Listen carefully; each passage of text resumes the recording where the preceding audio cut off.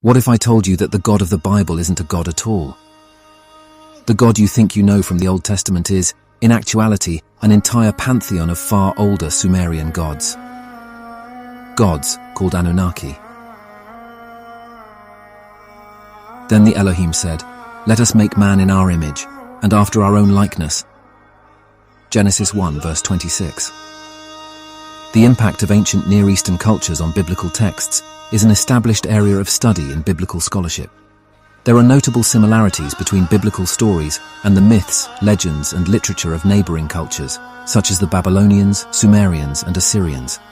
One instance of this influence is the flood story, which appears in various ancient Near Eastern cultures, including the Epic of Gilgamesh, a Mesopotamian flood myth that predates the biblical account by centuries. Both tales describe a global flood brought by the gods to wipe out humanity, except for a single family and a collection of animals. Another example is the creation story, which also exists in several neighboring cultures, including the Babylonians and Sumerians. In both the biblical and Babylonian versions, there is a description of primeval chaos, a separation of waters, and the creation of the world and humankind.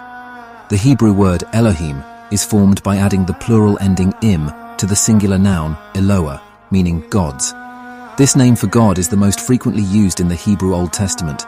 It refers not to a monotheistic God, but to a group of divine beings who created and governed humanity. This suggests a connection with the Anunnaki of Sumerian mythology, who were also described as humanity's creators and rulers. Furthermore, the Bible states that Abraham, the father of the Israelites, and a significant figure in Judaism, Christianity, and Islam, hailed from the city of Ur in Mesopotamia, present-day Iraq. Ur was a significant Sumerian city-state in ancient times, located close to modern-day Nasiriyah. Abraham and his wife Sarah left Ur and traveled to Canaan, as God had promised to give them and their descendants the land as an inheritance. The story of Abraham and Sarah is a significant part of the Hebrew Bible, with their journey from Ur to Canaan being a significant event in Israelite history. It is possible that the stories they brought with them about the Anunnaki gods influenced the biblical texts, even though the stories were modified over time to remove the old gods and replace them with a new god with an agenda of control.